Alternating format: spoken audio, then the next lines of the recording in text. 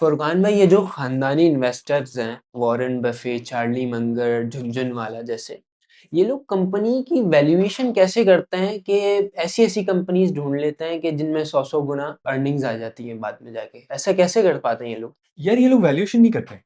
पता है, कभी भी आपको ये लोग ये स्टॉक नहीं सोचते होंगे कि ये वैल्यूएशन वाइज़ ये स्टॉक सस्ता है तो मैं ले लेता हूँ। मतलब वैल्यूएशन इज़ मुझे लगता है there will be none of their concern. Entry के लिए वैल्यूएशन इज़ इम्पोर्टेंट कि मैं बहुत महँगी प्राइस नहीं दे रहा हूँ। जैसे फॉर एग्ज़ाम्पल लोग एग्ज़ाम्पल देते हैं ना झुनझुनवाला की, टाइटन की एग्ज़ाम्पल देते हैं। The analysis is always about earnings. वो कभी भी ये नहीं बोलते कि यार ये अर्निंग्स जो है ना वो आज के पी मल्टीपल पे अगर पूरा सेक्टर 10 पे चल रहा है तो मैं 8 का स्टॉक खरीद लेता हूँ, ये सस्ता लग रहा है। वो कहते हैं यार ये ओवरऑल बिज़नेस आज से 10 साल बाद कैसा दिखेगा? जैसे एग्ज़ाम्पल देके मैं बताता हूँ। तुमने वो नोवो नॉर्डिस्क की वो दवाई देखी है, क्या नाम है उसका? ओज़ेम्पिक। ओज़ेम्पिक। ओज़ेम्पिक ने गेम चेंज कर दी। यस। पाकिस्तान के अंदर it was very expensive, still people were buying it. Pakistan में it was very expensive. Pakistan में कुछ कंपनीज़ ले आई इसको लोकल करके नॉन पेटेंटेड मेडिसिन के नाम पे जिसमें सस्ती थी वो, राइट? सो जो चीज़ वहाँ पे बिकती थी ₹30,000 की, ₹25,000 की, वो यहाँ पे आ गई ₹1,500 में, ₹2,000 में, ₹1,000 में। तो अगर कोई ऐसा इन्वेस्टर यहाँ पे बैठा होता, पता है कैसे सोचता? कि यार पाकिस्तान की पॉपुलेशन है फॉर एग्जांपल 50 मिलियन लोग, correct my number if you can, पर 50 मिलियन लोग हैं जो शुगर के पेशेंट्स हैं, ठीक है? 5 साल बाद क्या ये दवाई शुगर के लिए विल इट बी इफेक्टिव और will it not be effective? Will this medicine survive or will this medicine not survive? If it survives, then who are the companies जो कि ये मेडिसिन बेच रही हैं? जो ये मेडिसिन बेच रही होंगी ना, फिर तो 5 साल बाद जब आप एनालिसिस करोगे ना, तो आप ये नहीं बोलोगे कि इस कंपनी की ₹2 की अर्निंग है, ₹3 की अर्निंग है। फिर आप देखोगे कि यार क्या इसका मार्केट शेयर 50% हो सकता है? अगर 50% हो सकता है, पर मार्जिन ₹200 की अगर इंजेक्शन में पैसे बचते हैं, 300 में बचते हैं, तो ये कंपनी क्या बन जाएगी? सो जब भी बड़ी कंपनीज़ को आप एनालिसिस करते हो, जिसमें आप सोचते हो कि यार वो कंपनी जो कि 100 गुना हो जाए, 50 गुना हो जाए, उसमें हमेशा the prime factor is earnings, not valuation. Valuation को हम लॉक कर देते हैं। कि यार कुछ भी हो जाए मैं इसको 10 से ज़्यादा का पीई मल्टीपल नहीं दूँगा। बट अर्निंग्स 20-20, 25-25% करके कंपाउंड होके 10 साल बाद कुछ और ही नंबर बन जाता है। करके देखना, ₹10 की अर्निंग रखना, 30% की ग्रोथ लगाना और नंबर निकाल के देखना कितना बड़ा बनता है। उसपे तुम 10 का पीई मल्टीपल लगाओ, 8 का लगाओ या 12 का लगाओ, रिटर्न्स में कोई बहुत ज़्यादा फ़र्क नहीं पड़ेगा। मतलब कि यहाँ से it's gonna be extremely high. So that is how they do it. But इसके लिए पेशेंस चाहिए होता है। You have to like understand the business and then sit on it. Index में क्या हो रहा है, मुल्क अच्छा लगता है कि नहीं लगता है, you are so much focused on the product. वो किसी भी कैटेगरी का हो सकता है। You are focused so much on the product कि बाकी सारी चीजें आउट ऑफ द विकेट। यानी इसका मतलब ये है कि जो लोग शेयर की इंट्रिंसिक वैल्यू निकालने के लिए या वैल्यूएशंस करने के लिए मेथड यूज़ करते हैं, जैसे पी मल्टीपल का मेथड हो गया, डीसीएफ का मेथड हो गया, तो ये इनवैलिड हो जाता है नहीं, या नहीं? नहीं, इन दो अलग अलग किस्म के इन्वेस्टर सोचो। एक इन्वेस्टर वो है जो मिस प्राइसिंग की गेम खेलना चाहता है। मिस प्राइसिंग की गेम दो तरीके से आपको पता चलती है। इंट्रिंसिक वैल्यू निकालने के दो तरीके होते हैं, right? Miss pricing intrinsic value आपको बताती है और उसके निकालने के दो तरीके होते हैं। एक रिलेटिव वैल्यूएशन और एक DCF, cash flow valuation. Cash flow valuation और relative valuation. These type of investors are playing a different game. They are playing a game कि यार मुझे मेरा रिटर्न ऑफ इक्विटी है कि मुझे 16% कम से कम स्टॉक से चाहिए। Any stock that is giving me more than 16% is my buy call. You understand?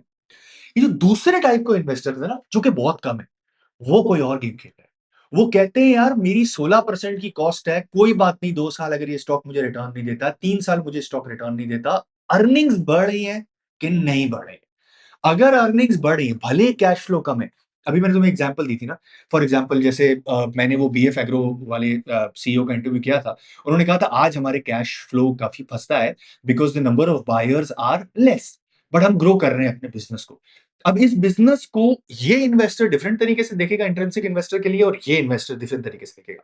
ये इन्वेस्टर देखेगा कि यार कैश फ्लो वैल्यूएशन के ऊपर जब मैं निकाल के देखता हूँ, अगले 3 साल की फोरकास्ट करता हूँ, 3 साल मैक्सिमम होता है ना, 3 साल की फोरकास्ट करता हूँ तो मेरी इतनी वैल्यूएशन बनती है। ये बोलेगा क्या ये कंपनी 10 साल बाद ये जो पाउडर बनाने की कोशिश कर रहे हैं, एग पाउडर, वो सब बना पाएँगे कि नहीं बना पाएँगे? अगर बना पाएँगे, this company will be too big. समझ रहे हो? ये मुझे लगता है पाकिस्तान में या पूरी दुनिया में होंगे 2-3%। ये होंगे 97%। सवाल ये है गेम कौन-सी खेलनी है? अगर 15 साल है, 10 साल, और you want to have a 100% return and you want to focus on 2-3 companies and that's it. This is the game for you.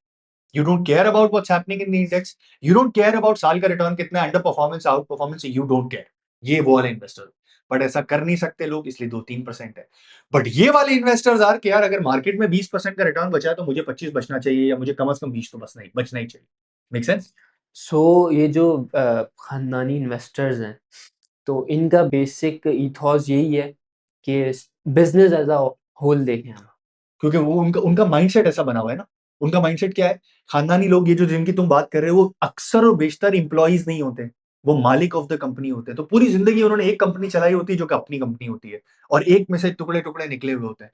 तो they are more concern about the business. When you talk about the different set of people, there is no one wrong here. ये मैं तुम्हें clear कर दूं, यहाँ पे कोई गलत नहीं है और कोई सही नहीं है।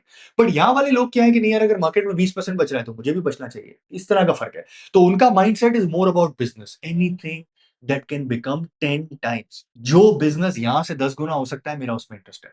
ये वाले 10 गुना हो रहा है ना हो रहा हो, अगर मुझे टेम्परेरी मिसप्राइस बनती है, मैं खेल लेता हूँ। 10 का पी मल्टीपल पूरा सेक्टर चल रहा है, ये 8 पे चल रहा है, मैं खेल लेता हूँ। Right, these are different things. लेकिन रिटर्न्स के मामले में हाँ, ज़्यादा तो इन लोगों ने ही बनाया ना, हाँ। वजह? बट वजह नहीं, वजह क्योंकि सबसे पहले तो वजह ये है कि उनका स्टॉक सिलेक्शन बहुत अच्छी निकल के है। बट ये करना भी तो मुश्किल है ना। हम झुनझुनवाला को, वॉरेन बफे को, मनीष पाबराय को क्यों आज जानते हैं? Because they became successful. मुझे लगता है 5% लोग सक्सेसफुल हुए होंगे ये करने में, 95% फेल हुए होंगे, जिसके बारे में हमें स्टोरीज नहीं पता है। कि वो भी 3 स्टॉक्स लेके बैठे होंगे, बट वो स्टॉक्स चले ही नहीं होंगे। 10 साल बाद उन्होंने वो स्टॉक्स को बेचा होगा, और वो भी रिटर्न नहीं कमाया होगा जो इंडेक्स ने कमाया होगा। तो फेलियर की जो रीज़न है वो लक है या बेसिकली? नहीं नहीं, अंडरस्टैंडिंग ऑफ द बिजनेस। अगर मुझे टेक्सटाइल के बारे में, लेट्स से मैं एनालिस्ट नहीं हूं, मैं एक आम इन्वेस्टर हूं, मुझे टेक्सटाइल के बारे में कुछ नहीं पता है। तुम्हें क्या लगता है मैं कितनी बड़ी बेट ले सकता हूँ टेक्सटाइल के ऊपर? नहीं ले सकता ना। नहीं ले सकते। पॉसिबल ही नहीं है। मुझे एक्स वाई जी बिजनेस के बारे में नहीं पता है, तो मैं उसमें बड़ी बेट लूंगा ही नहीं। तो ये लोगों का जो जो सक्सेस का रीजन है ना, वो राइट टाइम के ऊपर उन्होंने एक अच्छी स्टोरी लेके, नंबर टू, उस पर बड़ी बेट की। That is how they became successful. इन्होंने बोला कि यार राइट टाइम है, बिजनेस सस्ता मिल रहा है, ये बिजनेस ग्रो कर सकता है, एंड उन्होंने बड़ी बेट ली। अब कुछ लोग इसमें से सक्सेसफुल हो गए, कुछ लोग इसमें से फेल हो गए। मुझे ज्यादा लगता है ज्यादा लोग फेल हो गए होंगे, और बाकी लोग सक्सेसफुल हो गए होंगे। तो इन इन इन प्रेजेंट टाइम क्या हम इन लोगों को किसी तरीके से कॉपी कर सकते हैं, या हम भी इन्हीं तरीके से कोई कंपनी निकाल के बैठ सकते हैं? ऐसा हाँ, हो सकता है? बिल्कुल बैठ सकते हैं। और अगर तुम्हारे पास वो पेशेंस है ना, देखो पेशेंस तो जब भी तुम किसी रिस्की एसेट क्लास में, स्टॉक मार्केट में पैसे लगाओगे ना, पेशेंस तो तुमको रिजल्ट देगा ही देगा। बट अगर तुम एक कंपनी के ऊपर, 3 कंपनीज के ऊपर, 4 कंपनीज के ऊपर नजर आ जाए तुम्हें, तुम फोकस करके उसको रिसर्च करके उसको फॉलो कर सकते हो ना, तो you can become that. But तुम याद रखना इर्तजा, तुम ये छोड़ रहे हो कि साल का इंडेक्स का रिटर्न कितना है। हम्म। तुम तैयार हो कि मैं गलत होने को तैयार हूं। हम्म। मैं 4 कंपनीज निकालूंगा, हो सकता है 3 गलत हो जाए। ये प्राइवेट इक्विटी वेंचर्स और जो वेंचर कैपिटल्स होते हैं ना, वो इसी तरह से इन्वेस्टमेंट करते हैं। 100 कंपनीज में इन्वेस्ट करते हैं, उसमें से 3 इतनी सक्सेसफुल होती है कि बाकी के लॉसेस पूरे कर देती हैं। बट सबर होता है आपके पास। तो अगर तुम भी तैयार हो कि यार मैं सबर के साथ तैयार हूं लेके बैठने का, तो यार this is not a very difficult science, this is not difficult. सही, बस यही पूछना था।